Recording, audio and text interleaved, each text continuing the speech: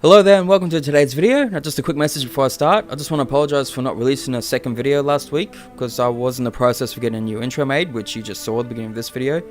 Because my old one, which I've used for quite a while now, got copyright claimed in my last video, so I won't be using it again.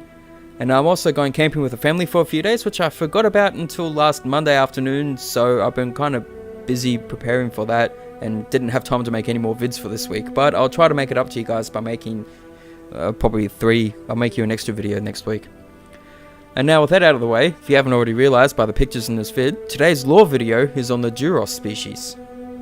Now the Duros are a humanoid looking reptilian species that were native to the planet Duro and were among the galaxy's first spacefaring civilizations. Their homeworld was located in the Carillion trade spine, which is a major hyperspace route that linked Duro with other important commercial centers. Duros tended to have smooth bluey green skin, really red eyes with horizontally slit pupils, lipless mouths, long thin noseless faces, and green coloured blood. Their sense of smell came from some olfactory organs located just beneath their eyes. Both the females and the males had bald heads, and because they are descended from reptiles, the Duros females laid eggs, and after a young Duros was born, they were cared for and raised by their family members. Now, although at times they can be quiet and untalkative, the Duros do enjoy telling stories about their travels. It was also often said that Duros have photographic memories when it comes to the telling of their wild tales and stories.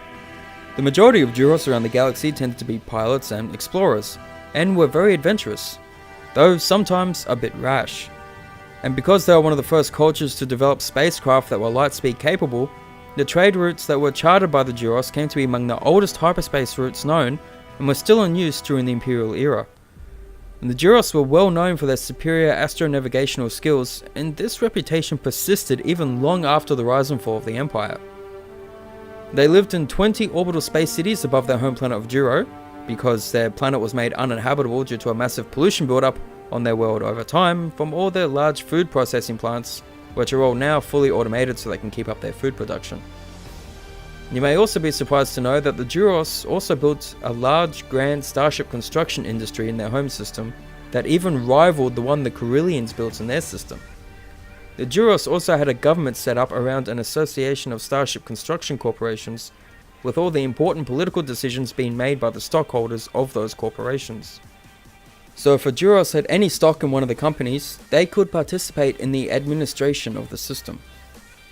Now, years before the formation of the Galactic Republic, of which they were one of the founding members, the Duros colonized the planet Neimoidia, which in turn gave rise to a genetically distinct newer version of Duros that came to be known as Neimoidians. They retained many similarities to their Duros cousins, including noseless faces and green skin, though Neimoidians tend to be a bit greyer. Now, in addition, Neimoidians tended to be cowardly, greedy, and fearful of death, whereas the average Duros was adventurous, sociable, and peaceful. So it's not very surprising that one of the most powerful insults among the Duros was to be called a Neimoidian. Now the Duros did, however, become more friendly towards the Neimoidians and respected their business skills by the rise of the New Republic. Now what many may not know about the Duros and their history is that they were actually found and conquered and enslaved by the Rakatan Infinite Empire. The Duros slaves were then used to create the Star Forge some 30,000 years before the Battle of Yavin. And the Duros were very tolerant of their cruel overlords, mainly because they took it as a chance to learn about their interstellar technology. And it wasn't until some 4,800 years later, in 25,200 BBY, that the Duros revolted and overthrew the Rakatan masters while they were suffering from a plague that only affected other Rakatans. They then proceeded to quickly reverse engineer the engines left by the Rakata, and then invented the hyperspace cannon not long after, which is a device used for ships to achieve hyperspace before the invention of the hyperdrive. And thus, they could finally pursue their interests in space travel, and then proceeded to venture out from their homeworld to go explore the galaxy, creating links with other core worlds like Coruscant and Carillia. And with the help of Carillia, they proceeded to create what would become one of the galaxy's biggest trade routes, the Carillion trade spine. And with the invention of the hyperdrive not long after, they entered into a real golden age, becoming one of the core founding members of the Galactic Republic around 25,000 BBY. And it was during their early stages of expansion that they colonized Neimoidia, and it wasn't until around 15,000 BBY that the Neimoidians were considered a separate culture. A few thousand years later, in 3962 BBY, their planet was brought to near ruin by thousands of Mandalorian basilisk war droids during the Mandalorian Wars. And it took a while, but they rebuilt, and it was around 200 BBY that they started building all their food processing plants that then polluted their atmosphere and forced them to move to the 20 large orbiting cities throughout their home system.